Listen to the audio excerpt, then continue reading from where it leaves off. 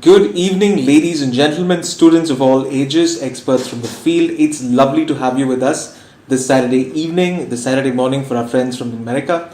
And we're here for this last in the series of webinars that we've been having with the New Indian Express and Ramachandra Engineering and Technology, part of SRIHER, talking about all of the various skills and counseling that you need to have as you go into college careers and then move on to having great global jobs. And we're extremely excited to take this conversation forward today because the last of the series is often reserved for the best.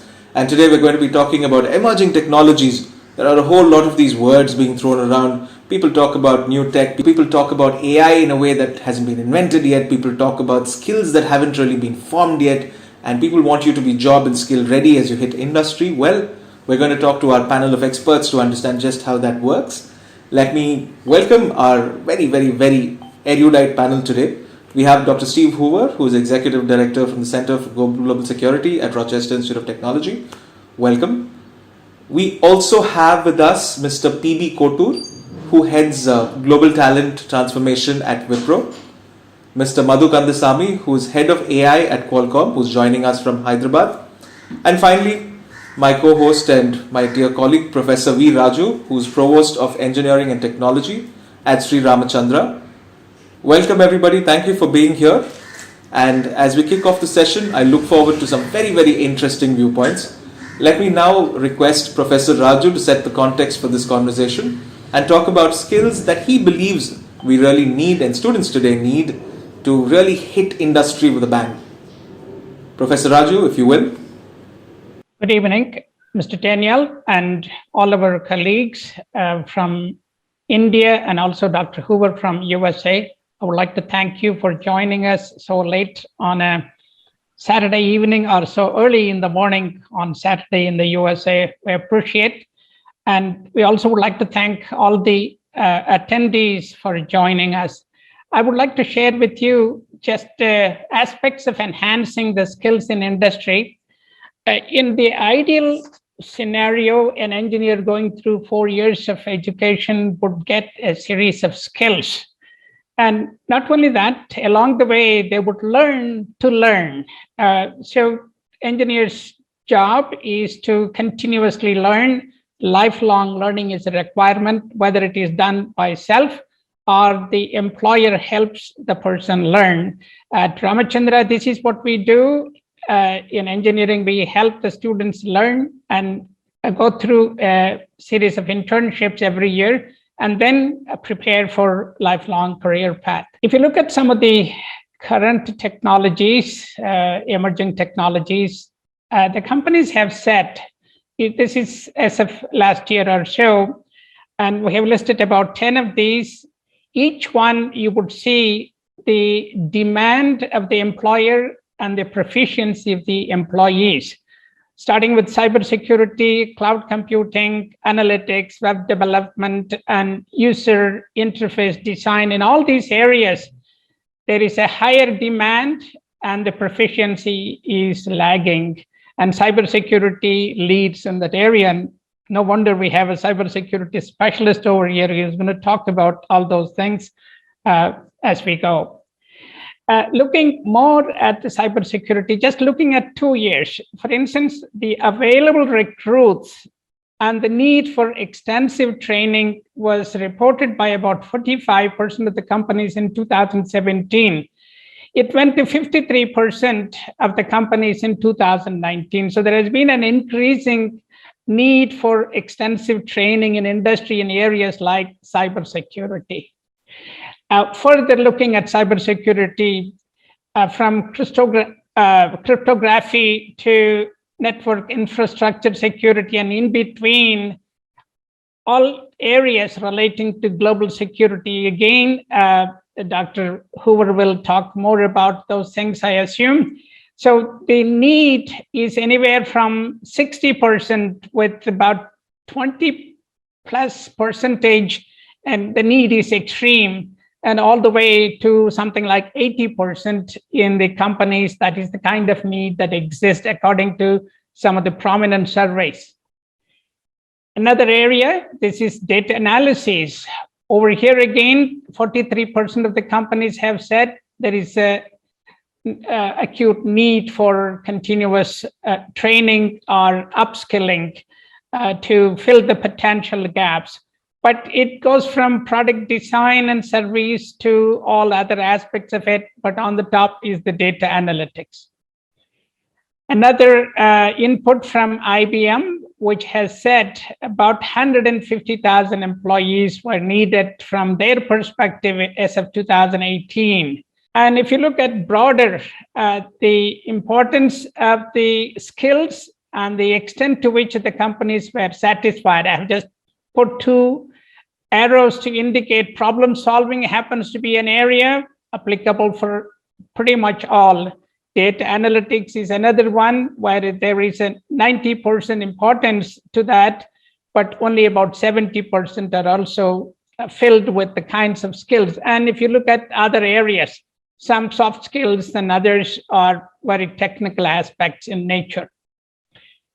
And if you come to India, India's talent in the artificial intelligence, we are told bottom heavy. In other words, we are able to graduate students with the bachelor's or master's and go into jobs. But on the higher levels for research in other areas, we are behind other countries. In this case, USA with about 10,000 or so, but India and China happen to be in this list of 10 at the bottom of the list. So we have a long ways to go to develop the skills at the higher end in areas like artificial intelligence. Another area that is significant for almost all countries, including India, is manufacturing. Globally, manufacturing has focused for the last 20 years or so in China, and USA has a major concern in that area. As of now, there is the gap. That gap is expected to widen in terms of the balance of payment and other things to about $500 billion in the next 10 years, unless we have the right type of skills in India and the USA and elsewhere. If you look at the upskilling needs of various countries in the next 5 years, India happens to have the top spot with about 87% of the companies saying that there is a great need for upskilling. And we're not really far behind, if you compare a country like France or Brazil. So there is a need in those countries as well. This is a global aspect of it. And India happens to be, with a lot of young people, potential to provide the skills for the global market, but we have a lot of upskilling and reskilling requirements. And what are the companies doing? If you look at India, the USA, Asia as a whole, Europe, America, South America, and on this extreme is North America. And so the companies are doing three things. Either they hire new talent, or they train and develop the existing talent, or they go on to contract. Now, in countries like India, that contracting is much smaller.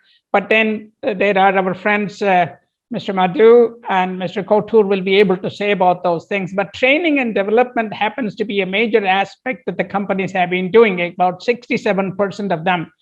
Whereas in North America, that part is about 51%, and the contract part is about 57%. This was in 2019.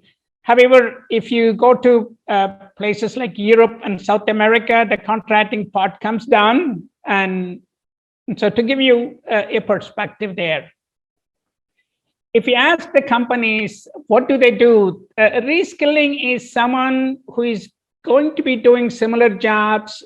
So there is no higher skill requirements there. Upskilling is moving on to the next level of job.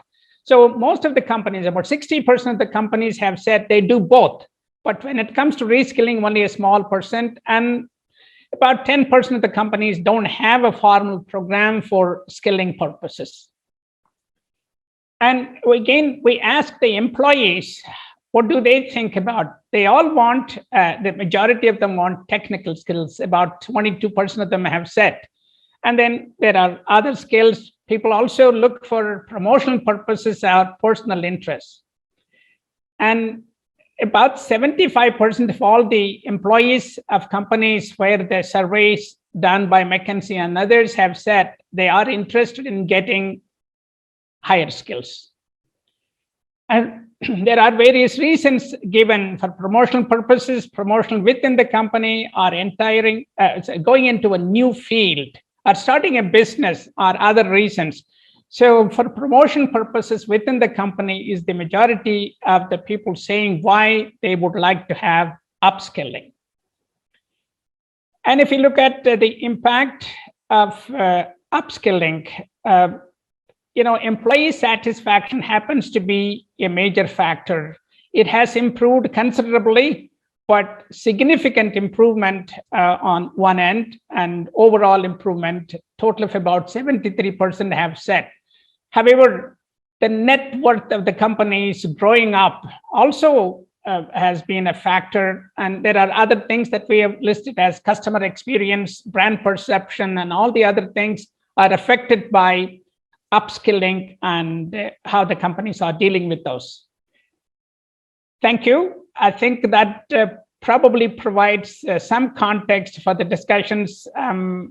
Sure, over here, the experts from industry and USA will be able to share their views, and I would like to thank Mr. Daniel for providing the opportunity. Thank you, sir. Thank you, Professor Raju. It's always a pleasure to have you set the context, because I think very few things talk to this generation like statistics do. And I think in India, we're a bit of a sucker for good statistics, because it really jumps out to you, it calls to you. And the minute you said that the demand for all of these great emerging technology jobs was so much higher than the supply, people were like, great, the minute we graduate, we've got jobs to go to. And that's a good place to be in. And on that note, may I now invite Professor Steve Hoover to talk to us a little bit about why there's this whole new run for cybersecurity. They say data is the new oil. But I've been reading a lot about how cybersecurity is probably diamonds and platinum rolled into one, and how the job market is booming because of the amount of digital transactions that we're doing. So Professor Hoover, if you'd like to talk to us a little bit about why we're seeing such a huge boom in cybersecurity and allied technology fields. Great, thank you, Daniel. Yeah, so the couple things I want to touch on. I'll talk about the demand and what's driving some of those technology changes, and how that really affects you over your career, and what that means, I think, as you not only develop the skills to enter a field, but to stay current, because the pace of change is high. So just to build on the love of statistics, a couple of interesting numbers from the US. Cyber jobs are in high demand, and there is a significant undersupply of talent. So one interesting thing to note is that cybersecurity jobs, when posted by employers, take 21% longer to fill versus other IT jobs, because there is really a shortage of candidates. There are 500,000 job openings posted by US employers. And the demand outstrips the supply, such that it's expected there's about 1 million jobs that will go unfilled over the next 5 years. We've seen that in our program here at the Rochester Institute of Technology. We are one of the few universities to offer a bachelor's, a BS, in computing security. And our program has doubled in size over the last 5 years. We have about 150 entering freshmen in this coming year, just focused in computing security. And our graduates, we see about a 98% placement rate in jobs at an average starting salary US of $75,000 a year. So the demand is there, without a doubt, and the projections are it will continue for quite a long period of time. And why is it? I mean, it's very simple, really. Technology changes rapidly, and through those changes introduce both new threats and new opportunities. And so this also, I think, ties to one of the key messages for today, is the need for constant learning and upskilling. And so I'm going to give you a few dates of the first appearance of a technology, right? And so if you think about a career is maybe 40 or 50 years long.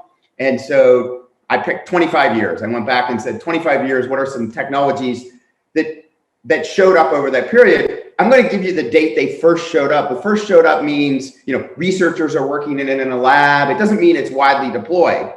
There's a famous quote by a science fiction author, William Gibson, rather. He says, the future is here, it's just unevenly distributed. Meaning, right, that it starts in small pockets. So I'm going to give you the dates they first kind of appeared, but normally these things take 5 to 10 years to really, promulgate to where they create this high demand. And so 25 years ago, 1996, phishing. The idea of phishing first started with some researchers and people. But again, it took 5 or 10 years till that was a big thing. And that's an entirely different kind of threat, an entirely different kind of skills. It's not a small change. It's one people need to learn some deep technology about. Connected cars, 2001. First OnStar, connected cars, starting to do remote diagnostics. Now we have cars that drive themselves, have more computer, it's estimated that 35% of the cost of a car is in the electronics and computation. And we all know the intelligence, even in low cost cars today, the automated braking systems, et cetera, backup cameras, et cetera. And these are all now serious cybersecurity threats. And the reality is, for many years, car manufacturers didn't really deal with that in terms of their system design. And so that's a massive change. So again, 2001 it first occurred, but really about 7 to 10 years ago, you start to see this becoming a serious problem. And again, a very different type of cybersecurity threat and opportunity. Cloud, we take that word so much for granted today. People forget, when did AWS, Amazon Web Services, which is the largest provider of cloud services in the world and the one who really started the commercialization of it, only started in 2006, 15 years ago. And really, by about 5 years later, gaining a lot of popularity. Cloud security is very different than on-premises security. The issue, and again, both cybersecurity, all these new technologies, they are both new threats and new opportunities. Cloud actually can make security easier because we can easily deploy new security technologies on the cloud to help companies protect themselves. The iPhone, 2007. So 14 years, right, which really is what popularized smart mobile computing. And again, took about 5 years to really take off. And just 5 years ago, in 2017, the idea of what's called a deep fake. And a deep fake is basically using deep learning from artificial intelligence to make a fake video or audio that makes people look like they're saying things that they aren't, right? And so this application of AI as a threat now to provide disinformation, but that's also the time when we start to see AI being deployed in cybersecurity tools to do adaptive detection of attackers, because attackers change what they do. This is an offensive defensive battle. And so the point is, that's the last 25 years. Really, those technologies taking hold in the last 15 years. And that's the pace of change that we see, and why always continuous lifelong learning is so important. Some of that's self-taught, as Dr. Raju mentioned, but there are other modalities as well. Certifications and upskilling are very important, and I encourage people to stay up and look at what is the latest. The other is, I think, a really important thing is going back to like the demand gap, the demand supply gap in cyber skills provides the opportunity for career switching. So some of this is upskilling. How do you keep your skills current and stay, how do I understand cloud technology? How do I understand artificial intelligence and its applications to cybersecurity? But with that tremendous demand for talent and the gap, it's also an interesting opportunity for career switching. And so one of the things we're doing at RIT, for example, is we launched last year a cybersecurity boot camp. And the idea of a boot camp is it's a 15-week full-time, hands-on, very intensive. This is a remote program. We actually put it together to be completely remote, but highly interactive. And at the end of that 15 weeks, you do not have the equivalent of a bachelor's in cybersecurity. But there are many entry-level jobs, monitoring systems, watching alerts, helping, again, deploy phishing tools and training employees on how to use phishing tools and detect phishing and prevent it. That training enables you to enter that career. Now, and you're not done at the end of that 15-week, but that allows you to get those entry-level jobs and then to continue upskilling through other lifelong learning kinds of opportunities. We also have through edX, the RIT MicroMasters program, again, for someone who's perhaps a higher education achievement, but wants to switch into cyber and can get the MicroMasters online, which enables you, again, for more advanced entry-level jobs. And so you're seeing educational offerings really adapt to meet that upskilling need, but also reskilling. And so I just encourage people to think about both of those. Thank you, Professor Hoover. That was an extremely interesting short take down history. And I think that's a good place to start always. Could I now invite Mr. Madhu Kansami to talk to us a little bit? He, of course, is an expert on AI and all things AI, really. So I'd like him to talk to us about what he thinks are the skills needed for the future, but also to give us a little bit of context about how easy or difficult it is for the average computer engineer to reskill, upskill. These are words we hear a lot these days. But is it really as simple as, going on any of these 1 billion edtech platforms and just taking a short-term course, finishing it? I'm sure there's more to it, and I'm sure Mr. Madhu is going to tell us all about it. Excellent. I think Hoover has given a very fantastic details on this demand and skill gap and how the technology changes. I think it's a pretty valid point. The technology changes fast, and at least he talked about from 25 years to now. But when back 25 years before, like it takes a while for technology to drastically accepted across the industry. But the time it takes for this inception or innovation to the adoption is kind of narrowing a lot nowadays. Like if, for example, if the deep fake, as soon as it's kind of introduced, within 6 months or 1 year, there is a lot of startups kind of mushrooms and then started using those technology, and it kind of gets a widespread acceptance and marketization happens.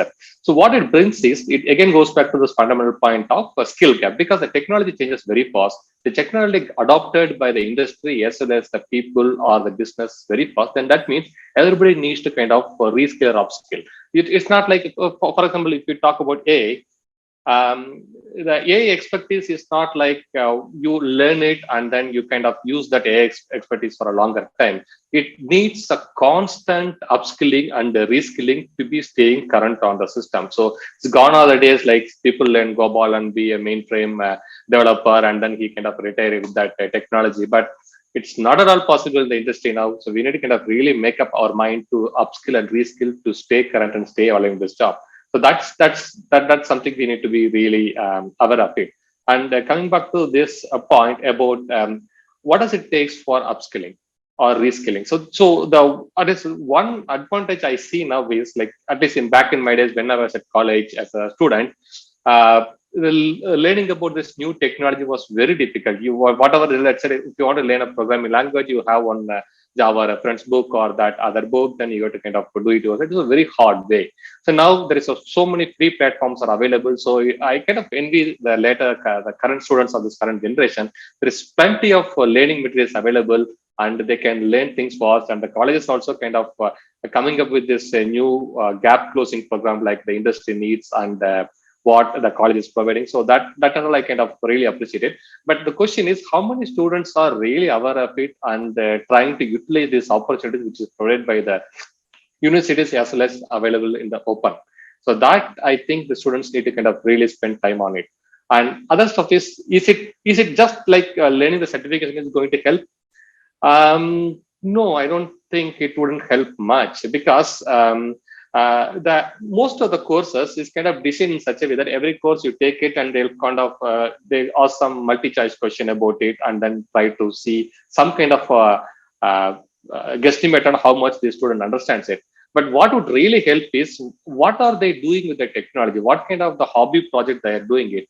So that is what really matters. So they should kind of take it further. Okay, if somebody is learning an AI course, then I would expect them to go to Kaggle and participate in this competition, use those data set and make utilize the skills they learned and constantly tune it. Only then this upskilling is going to give a real value, because it's people say that the top paying job is very difficult to get. But for the employers, finding the person with the right skill for the same job, it is a lot more difficult than those person, because there is a lot of jobs still in open. I mean, it's very difficult to fill. Many job rates are open for 3 months, 4 months, 6 months, even for senior position. We couldn't easily find those candidates a lot. So I think don't get saturated with what you get. Keep on upskilling, and the courses available both in universities and open platforms. We must need to use it. Yeah. And be aware that the technology is very, very fast. I hope I kind of covered a few points which you are looking for. It's interesting because, as you pointed out, I'm sure every IT company is grappling with this issue of having a few vacancies that they're really not able to find the right fit for. And they're hoping and hoping and hoping that they will find that right person. And I think it must be held not just on the tech guys, but also on the HR guys. So Exactly. Thank you so much. Let me now quickly bring in Mr. P.B. Kotur. Mr. P.B. Kotur, of course, is a little bit on that side of it. He heads talent acquisition. So he knows a little bit about how difficult it is to find great people to fill some vacancies. While he gives us his initial remarks, I would also like him to probably tell us a little bit about how seriously people within companies actually take an upskilling exercise. This is something that most companies insist on today, but how seriously do people take it? And that's something that I think will help students also understand what they need to be doing and probably what they don't need to be doing also. So Mr. Kotur, we'd love to hear from you. Yeah, good evening, Mr. Daniel. Good evening, Dr. Raju, Mr. Madhu, and good morning, Dr. Hoover. It's a pleasure connecting with you. I truly appreciate this question because those who are on the call want to know quickly what is happening in the industries, how they can pick up. I think fundamentally there are multiple terminologies used: upskilling, reskilling, cross-skilling, multi-skilling, and so on and so forth, right? So many times people, they complete their degree, have their knowledge, they do some intervention with help of placement officers, they go with a training program. But in the corporate, when they enter, when the campus to corporate happens, they come with that, I have a good computer science background, electronics background, and all that. But the ground reality is that the moment they hit the corporate offices, there is a completely 180-degree shift in the expectations. At the same time, they are good in learning, they're good in passing the examination, but in front of the customer, these skills will not be sufficient, right? So therefore, they start struggling. And industries heavily invest in their campus to corporate transition training programs, right? This is a phenomenal investment coming from all the companies, whether it is IT-enabled industries, manufacturing industries, pharma industries, even to the extent possible, tourism and entertainment industries, they invest heavily. If you look at the budget, I think the budget on EdTech, budget on those companies investing in initial induction training program, possibly is 4 to 5% of a big GDP, either US or India. That's the level of investment happens. I'll put these four, upskilling, reskilling, and all that.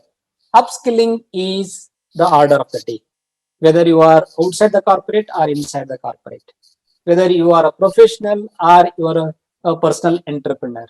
Upskilling is absolutely the key thing for a person to move the transition from X position to Y position in whatever the sphere he or she is. Reskilling is inevitable priority in today's world, because technologies are rapidly changing. The cycle at which it changes, our human adoption to that change is nowhere it is matching in the near term. So one is exponentially growing, our adoption is even not coming 10-20% near to that. The technology that was changing for 3 years, 5 years once, now started changing in the last 3 years, 18 months. And in the last 1 year, for every 3 months, technology change. The generations who have joined this call, they know their mobile phone, every time, every app they have, it shows there is an update. The technology is changing so much. You need not have an intervention, you need not shut down your mobile, but it continuously provides you updates. The IT engineer or the software engineer is expected to upskill himself or herself. The people who have been on the job, at least 40% of the people expected to upskill by 2022. That's the current trend.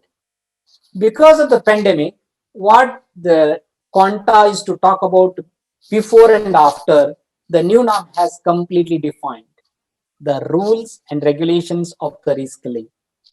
Whoever is in the corporate world expected to change the reskilling, upskilling format. Every financial cycle, each individual in IT industry expected to at least gain one new skill and get exposure to two skill. So therefore, this vertical expertise and a horizontal exposure is new norm in this post-COVID era. So it is not that I have learned so many, I have done something, I have a certification, I did my research. It is not going to help. So every single day in this digital era, I expect to increase this thing. And at the same time, there is an impetus on cross-skilling. So when I joined Wipro, I joined as an internet security expert, and I was so happy developing algorithm, putting it to everything. Within 18 months, they changed my role from a techie to a management. I felt that I am not doing a good job, therefore, that's why they pushed me into management, and within no time, possibly organization will look at me sending out. So when I moved into management, they leveraged my technology competence. They also put me into management. I was able to do my MBA from IIM Bangalore and leadership change management IIM Ahmedabad. And at the same time, I don't want you have to move up. You must become a people manager. So technology, management, and when I moved from management to people, completely is emotional intelligence. Nothing to do with the taskmaster or a great boss or something like that. You have to understand empathy as a new skill, and you have to put yourself into everybody's shoes, while all the shoes are not the same size. So that is where all this skilling becomes so critical. You want to do that. So typically people have these four skills. Skills for employability. We call employability skills. Then the skills that put you into the customer project, we call deployability skills. Then there are skills for promotion or progression, and the skill is for leading a peaceful, prosperous life. So therefore, it is not one skill will make you a very, very successful individual. So once you move from campus to corporate, there is a customer ready skills. Once you are ready to have that skills achieved, then you have a skill for your own elevation. Once you are elevated, then you have to become a global citizen, and you have to show that you are not only prospering, doing great in your personal life as well as in a professional sphere, Mr. Daniel. Thank you very much, Mr. Kotur. I think that was a very well-rounded end to, and with a little bit of a note of hope as well, because everybody knows that after the pandemic we've had and all of this bad news we're hearing about the impending third wave, I think we need to leave students with hope. That's something that we really want to do everybody. Just a little reminder to all of our participants, if you have questions that you would like our panelists to answer, where the Q&A or chat boxes, go for it and we'll be sure to pick them up once we're done with this discussion. Let me now very quickly ask Dr. Hoover. Dr. Hoover, you of course spoke about how far back cybersecurity is reached and where we are going and how it's very difficult to determine path that this digital transformation is taking. But I wanted to ask you, from an American perspective, and given the work that you do at RIT, how ready are the graduates that you put out there into industry when they hit industry? How ready are they to take on the challenges that typical cybersecurity companies today pose to them? Do they need any sort of help before they actually sort of hit the ground running? Good question, Daniel. Thank you. So, the answer is yes and no. And so let me give you a bit of a texture into that. So one of the things I think it was Madhu who really emphasized the importance of the application of your classroom learning. And I think that is so important, that to really integrate what you learn in the classroom into doing. And so at RIT, we require co-ops or internship positions, if you're not familiar with a co-op program, of all of our graduates. So that is a graduation requirement for everybody in a technical field at RIT. So students will maybe do first 2 years of classes and then do a co-op block working for a company. It has to be a paid position and it has to be technical work. We actually review the assignments and give the students credit for that. And that ability to apply your knowledge in a real world environment as you're learning it, and the students have to do at least 30 weeks total or equivalent of an academic year, right, in addition to the 4 years of courses, right, 8 semesters of courses, they must do 2 semesters of co-op. And so that's the no part, right? By the time our students graduate, they are hands-on, and I would really strongly encourage anybody in a technical field. I did that as, in my bachelor's, I went to a university where it wasn't required, but it was optional. And I did 3 co-op blocks. I wanted some extra experience. And it really makes, when you go back, and then before I went and got my PhD, I worked for a while, and I also did some summer work while I was getting my PhD. It really means you learn more in the classroom because you also understand the context. And so any student, I strongly encourage, and I think Madhu also pointed out, and you can do that in interesting ways that aren't even a job. He talked about Kaggle. For people who don't know that, it's a site that offers basically AI coding challenges and big data analytic coding challenges. And you can prove your expertise by working on a problem. It really helps with employers, but it really helps you learn better. So that's the no part. The yes part is, these are complicated systems, and you're a junior, when you enter, when you've completed your bachelor's. You've had some hands-on experience, and so you can step right in to be productive in that junior job, but you need some supervision and help to continue to learn and to grow in that role. So I think if students come out of their undergraduate degree or any program with that hands-on experience, I think, yes, they can step right in. No, they can't do it on their own. I think it's also interesting to sort of understand where things lie here in India. So maybe I'll ask Professor Raju to also weigh in, because there's somebody who at SRIHER and SRIT, they have a lot of courses which sort of promise to give students exactly what you're talking about and make them industry ready in that sense. Professor Raju, how, not just talking about your students, but generally, as far as Indian students are concerned, how industry ready would you consider them to be, and where would you think the gaps really lie? Thank you. I think Dr. Hoover mentioned about the unique aspects of RIT. The students, after 2 years, they go work in industry for almost a full year. So it's a 5-year engineering program. I happened to be part of RIT for about 13 years after my studies over there, and ran a program with this co-op that he talked about. It's a 5-year program. We took that as a model and built the program at Sri Ramachandra Engineering and Technology. We start with the first year, 9 months of courses where they get certain skills. Immediately they go to work in industry.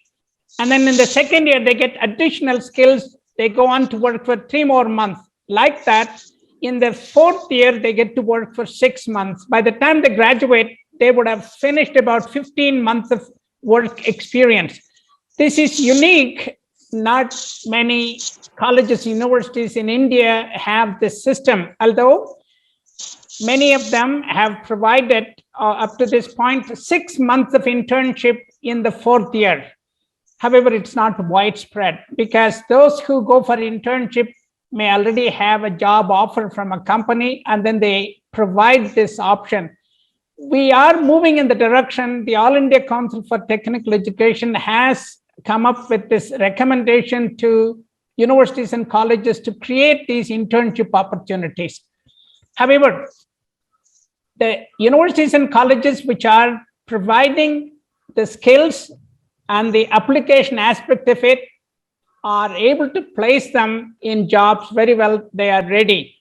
But probably a larger portion of the institutions do not have that luxury, and companies like Wipro take the graduates and they provide training anywhere from 3 months to longer time frame before they get into their assignments. Pretty much all the companies that I know of, Wipro has done it for a long time. Infosys, TCS, all of them have been providing the initial training. But for that matter, in the USA also, companies like General Electric for a long time has provided not just 1 year, for almost 3 years, an induction program where, especially if it comes to technical and management aspects of it, and that is very intense, and they go through that program. Mr. Madhu, I wanted to ask you, we spoke about this very briefly in our previous interaction. We talked about the effect of the pandemic and how sort of working online and, remotely is something that you've embraced as a workforce. The world has had to embrace it.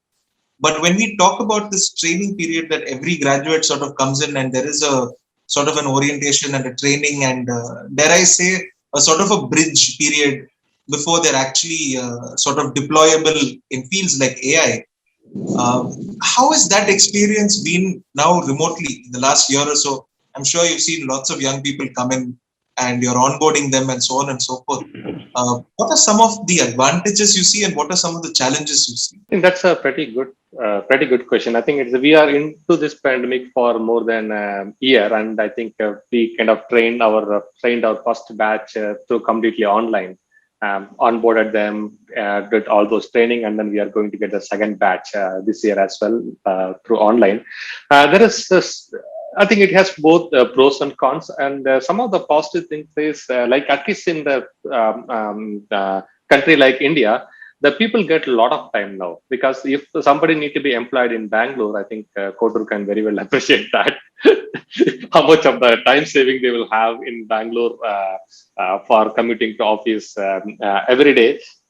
I think from the time it takes people to get ready and then travel and reach and then have a coffee and then come to the desk, it's simply 1 to 1.5 hour one way and then 1.5 hour on the return. So that's takes around 3 hours of time. So that 3 hours of time is saved. So the people kind of mentally available and they are kind of energized and they can. So now you have this extra time available. So this time is your kind of very important time available for you. So how you're utilizing this to kind of upskilling yourself or learning things faster. So that is what becomes really helpful on these students, because I see that when we give some assignment for those students, compared to how they will do during this on-job training and this now, they got more time and they are kind of able to interact with all those tools, communication tools available, and they're spending more time and learning fast. That is one positive thing I see. And the main negative thing is the innovation is going to be a bigger problem going forward for this industry, because majority of the innovation happens through the networking and this informal and formal meetings, but that in-person connect is kind of missing due to this pandemic. So many companies, mostly on this innovation side, coming with on the product side of companies, they are a bit worried, saying that if this continued, so they're going to get a hit on number of, the number of patents is not going to reduce, but the number of innovation which kind of change the industry. that really the strong patent and high value patent or new innovation that is going to get hit is what the common fear across the industry. That's on the negative side of things. And from the technology growth and other things, I don't see there is apart from this in-person connect. I think it's people kind of worried a lot. Every company kind of worried a lot how they are going to manage it, just because it happens so fast. Within 2 weeks, the company need to decide saying that they need to send everybody out and then need to manage everybody. It's a very big concern or a problem for everybody. But I think almost every industry kind of sailed it, and they're very comfortable now. All the rules are evolved. So even post this pandemic, when the company opened, I think a good portion of the company is going to give permanent work from home. So they will have optional offices because they have the stability. And the companies who really wanted people to come for this innovation and connect those purpose, they are going to give mostly flexible work options, mostly 2 weeks, 2 days a week, those kind of options. So I think it kind of changed how the industry, the software industry, and or even the processor industry going to function. So that is going to have a good. I think in the hybrid model, I think it's going to be good because it has the positive of working from home. You save a lot of time for which can use it for your personal as well as upskilling. At the same time, you are going to office for a couple of days where you kind of remove those negative whatever the connect in-person connect. And what I personally miss is I miss a lot of whiteboard sessions. I take few architects to my office and then draw things on whiteboard and come up with a new design very fast. Now it takes a lot of time explaining over the video because it takes time, even if you use all those fancy tools, whiteboarding tools available. But so that will get resolved during this hybrid model. So I'm kind of eagerly waiting for this hybrid model to kick off, where you can go to office on specific days and remaining days continue to work from home. So I think that's one big positive happened. I think it's undeniable that somewhere along the line, as much as everybody is sort of, they talk about how working remotely has done wonders for their life in general. I think everybody's sort of waiting to get back and collaborate because, like you said, over networking, I think collaboration is what has been missing, and social growth has almost entirely not happened during this year. And that's something that we're also looking forward to. But I must explain this to Professor Hoover because when you mentioned traffic in Bangalore, Professor Hoover, Bangalore in India, I'm sure you've heard of the city. The traffic is so legendary. They say that if you want to take a flight somewhere, the flight will probably be an hour and the trip to the airport will take you 6 hours. I've personally experienced it many times. Oh, you have? That's wonderful. Oh yeah. Oh yeah. Oh, yeah. And that's why I preferred coming to Chennai, Daniel, actually. No, it's one of the advantages of having an airport in the city. So I remember when they redid the Chennai airport. It was a big improvement. Yeah. But they kept it in the same place, which is a blessing. So Mr. Kotur, this is an extension to the question that I asked a little earlier. And this I asked you because you've designed so many of these programs and you've designed it keeping people of all ages in mind. Typically, if you look at how maybe a few years ago, even going back up to a decade or so, if you looked at an upskilling program, or as they called it, a training program for employees, people would probably like it because A, they didn't have to work that day. B, it was probably in a star hotel somewhere, which meant good food. C, it meant, you could go home early or maybe not, I don't know. But these were some of the, common perceptions that people had when it came to training. Now that paradigm has entirely changed because we all know that to be relevant, if you don't have the skills, then you're probably out. And you're probably out in a very bad way, right?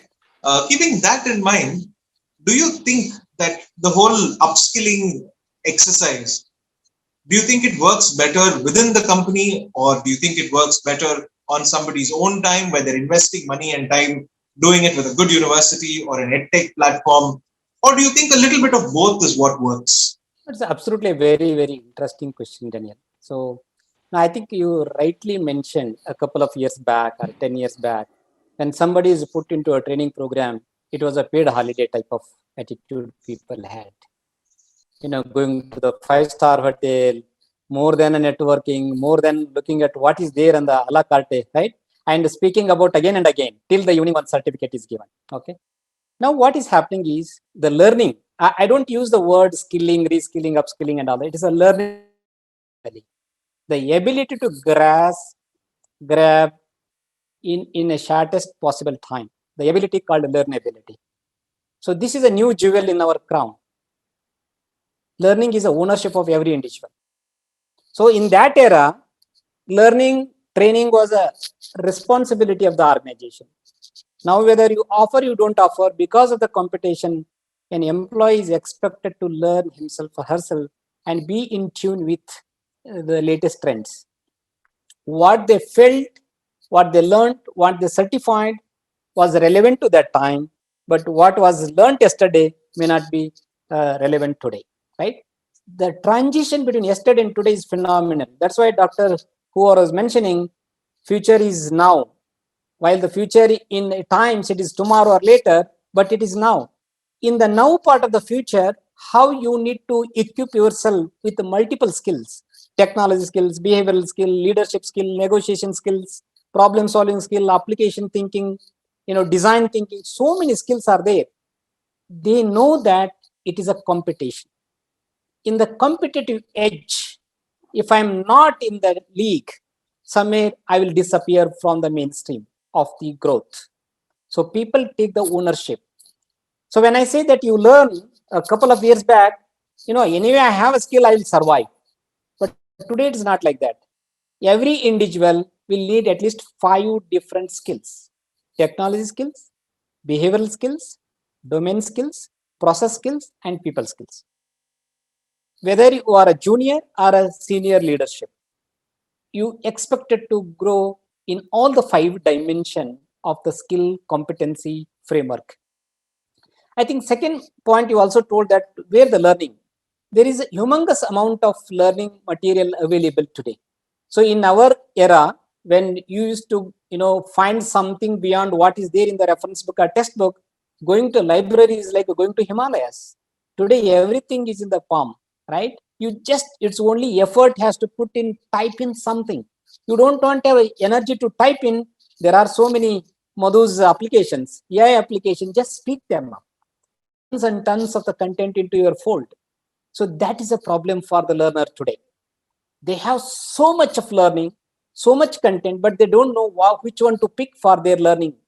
So therefore, it is important for the corporates. It is important for the universities. So Dr. Raju mentioned clearly, first year you learn this topic, you do this internship, you gain this competency. So as the corporate, in order to be a level 1 competent or a developer or a manager, an architect, a project manager, we have defined the learning path. There is a learning journey. In that learning path, in the entire learning path, we have everything available for each learner. And we also tell that you learn this much, you practice this much, you get certified. So that much of the clarity is provided to every learner. It is not the fresher, it is not the 3 to 5 years, it is for the leadership at the helm of affairs as well. Therefore, getting the right content for the right job, for the right customer, at the right time, for the right cost is the key to be successful in the rapidly changing digital workplace. Thank you, Mr. Kotur. I think that is very succinctly put. Professor Hoover, I have a bit of a off-field question for you. This year, though Professor Raju talked about how jobs are aplenty in these sectors and that the demand versus supply is still not, properly being met. There is an undeniable fact that so many jobs have been lost and people have been handed pink slips across the board because of the pandemic and what it has caused for us. Now, it also is a fact that a good many number of graduates in India haven't been able to find jobs right after they've graduated, especially those even in emerging fields. Now, this may be due to a variety of reasons, but allow me to ask, if you're a young graduate in a field that you have chosen and you thought is emerging and you haven't got yourself a job, is it a good idea to consider getting into a sort of lower paid co-op or just do a free internship to sort of see how the industry is working, to maybe even give yourself a shot at getting a job. Do you think that's a good idea? So I definitely think, as I tried to explain earlier, that getting experience applying your knowledge makes a huge difference. And it does on a couple of fronts. I mean, one is you actually learn more by doing, and so that helps you. The other is, frankly, when you go to interview for a job, if you can talk about what you've done beyond, I took this class, which, you know, all of your classmates did, but you can talk about something you've actually built on your own, or et cetera, is very powerful. So I think that if that's the way you get that experience, then yes. I think there's also other interesting ways that are available today that weren't available 20 years ago. So kind of the idea of a lower paid position or a free, you know, internship even. So like a free internship, if it's really good work where you can apply your learning, that's good. If it's you know, you're in a technical field, but if it's free work where you're, you know, doing kind of administrative work, but not actually doing your technical, applying your technical skills, I wouldn't do it, because there are equivalent free things you can do. Again, Madhu mentioned Kaggle. These are a competition. You know, there are sites, there's places called Top Coder. You can go and compete and demonstrate your skills on real problems, which you can then talk about. You can also do open source software development. There are so many open source packages out there where you can go and find a problem that needs somebody to develop technology for and implement that. And then your name is associated with that, and you can point to that to employers. So I would say, yes, go get experience. The free internship or the paid position, if it's not actually doing the technical work, then I would go and pursue these other things that I'm talking about, where you can demonstrate your knowledge in a hands-on way. I think it's also relevant because instead of sitting at home and you've sort of exhausted all of your options and you're not really getting the callbacks, I would say, guys, if you're in that position, please don't be disheartened. Even if all of your friends have got jobs and job offers in hand, you never know what's around the corner and what might work for you. Like Mr. Kotur actually said, he started in software and then he made it management, and you know, that's a whole other chapter, and you never know who can end up where. So remember, instead of just sitting at home, and if you don't really have something in hand, solicit an internship, get yourself a co-op, because that, believe me, I think everybody here will agree, is the fastest way to get your talent noticed. And you can literally make it happen with, you know, I wouldn't say very little effort, but I think that's the fastest way to get your talent noticed. So remember, even after you've graduated, it might sound insulting the way I'm putting it, but if you've got nowhere to go, consider an internship. I think that's a huge takeaway for all of you guys. Mr. Madhu, could I very quickly just ask you one very nuanced question here? How easy or difficult is it for graduates to actually, you know, you finish graduating, you don't really have a job. How difficult or easy is it to get an internship at that stage in India? Is it actually acceptable? Is it done? I think that changes from the company who is sponsoring the internship. So, for example, most of this product-based company getting this internship is kind of a bit difficult, even in my company as well. So, because the internship is not kind of it's not about the money they spend with the students. It's more about the time the experienced employee is spending with the students. So that is what more valuable here, both for the company who is giving this internship offer, as well as the students who is taking the internship, because they should value more about their interaction with those, because they're learning. That's what more valuable here. So so I think if there is an opportunity is possible where internship is available, mostly I think majority of the services-oriented companies could offer more internship opportunities. I think if available, please go on, grab it. Don't even double think about that. immediately go and grab it, because that is the easiest way get onto it. And from company's point of view, the internship, like say, if there is a two guys, if I had to choose a guy who already interned with me compared to a new person, if the new person's CV is kind of really fancy and then interview he did really excelled compared to the guy who kind of did in my internship program, but I would have watched this guy for at least 2 to 3 months, and if I believe this guy will take the bill, at least ensure my requirement, I would definitely go with the guy who I did the internship with, rather than this new guy, if I had to choose between these two. So there is always positive advantage of the intents. That is one point. And the second point, it's kind of a little bit related. So nowadays, when we kind of look at these CVs for the AA jobs, actually for my team, majority of the students comes with the CV. At the end of the CV, they'll at least have, say they did AA certification A, AA certification B, they will list those certifications. But when we kind of really talk to them in the interview, kind of asking some deep technical question which is related to the course they did, majority of them kind of finding it very difficult to answer. So nowadays, at least what I'm personally looking at is I just look at the certificate. At least what I gain from it is, okay, this is very good. This person showed interest and he did this course. I like it. Then again, I'm going for it to look at the projects, not just certificate. I would look for, is there any section called project? Whether he did via this Kaggle or Top Code or any of those, is there any Kaggle score he mentioned over there, or rank he mentioned, or he mentioned did any toy project there. So that is what I'm giving more weightage. So the certification along with the project you did is what going to give more value to this your CV. Just being the certificate, because now everybody is making those. Majority of them making those certificates now.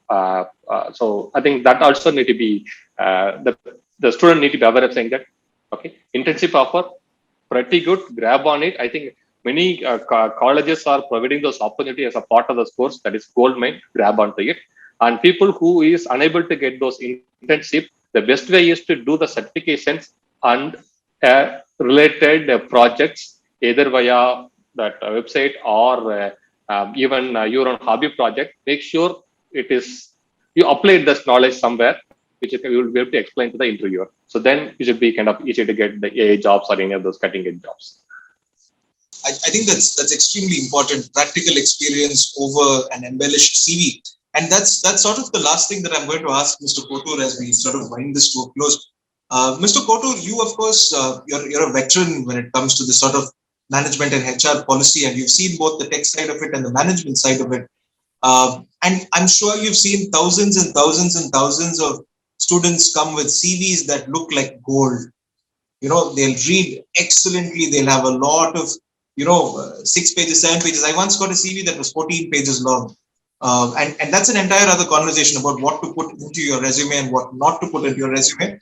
But I'm sure you've seen people put down skills after skills and courses and certifications and short-term courses and so on and so forth. But as a recruiter, beyond actual technical knowledge, what is it that you would recommend that these students bring to the table, both in their resume and to the literal table? I mean, what is it that you think is vital?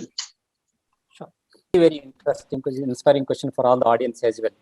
So, Daniel, I'll just give you, if you conduct any company, I am giving it a more generic data at this point in time.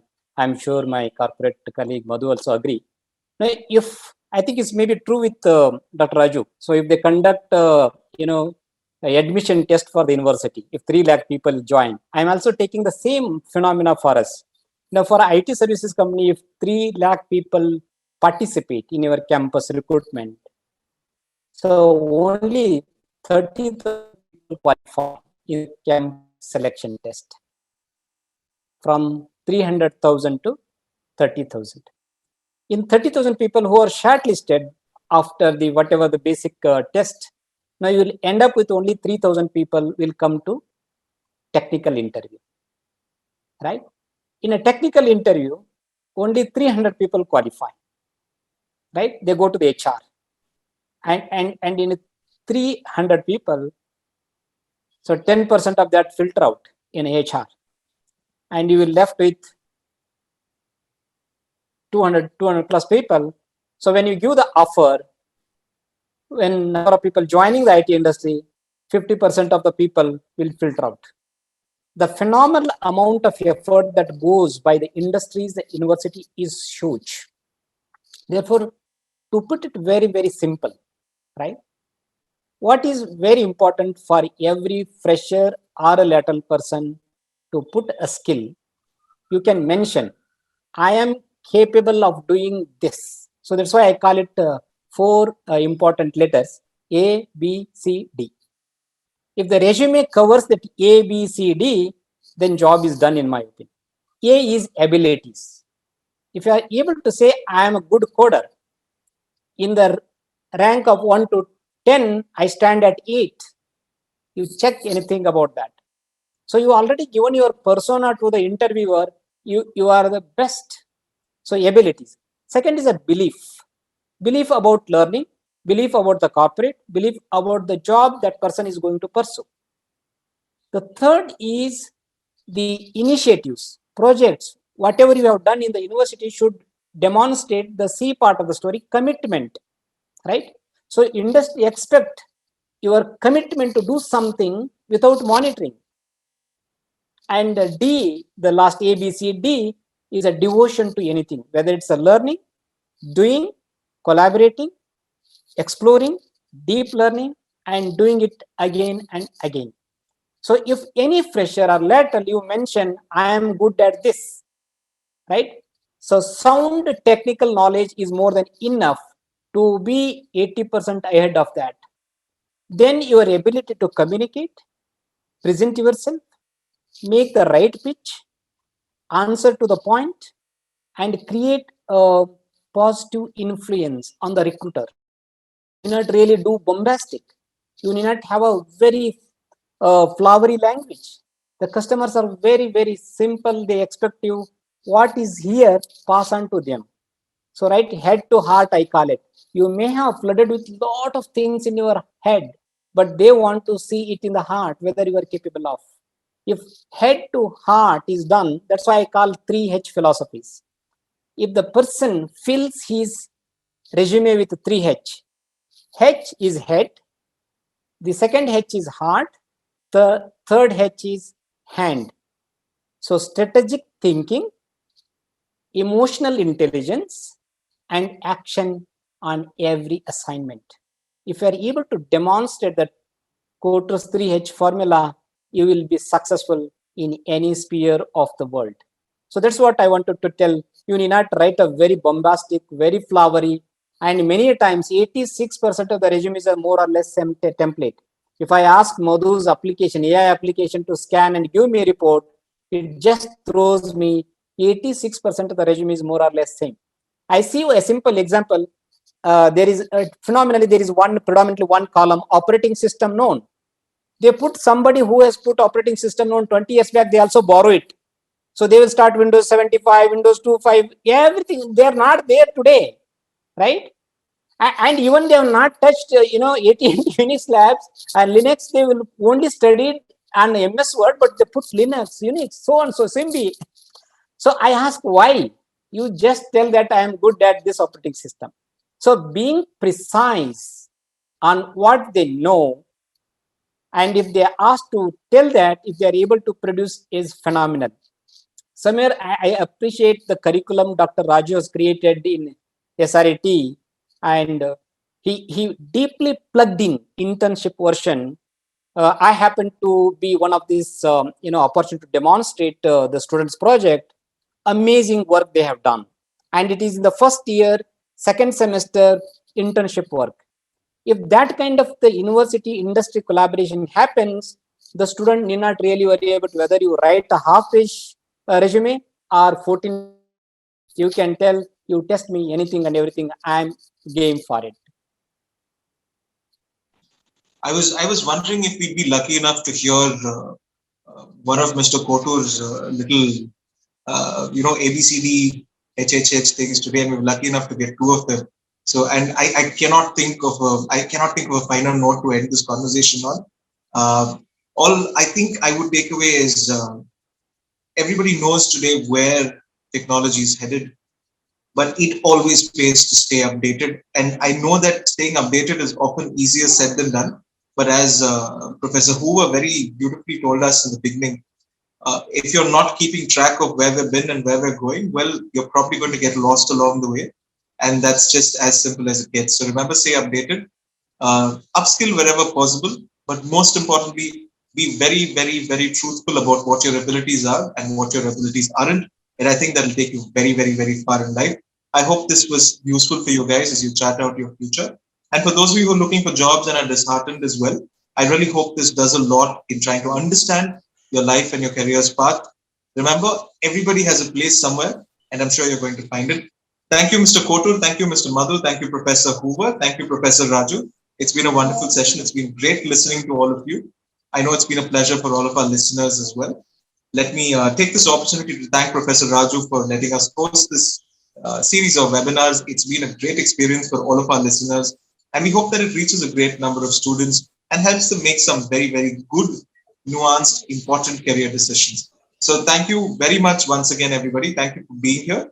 We hope you had a good session. If you have any other questions, feel free to reach out to us and we will make sure the speakers do answer in their own time.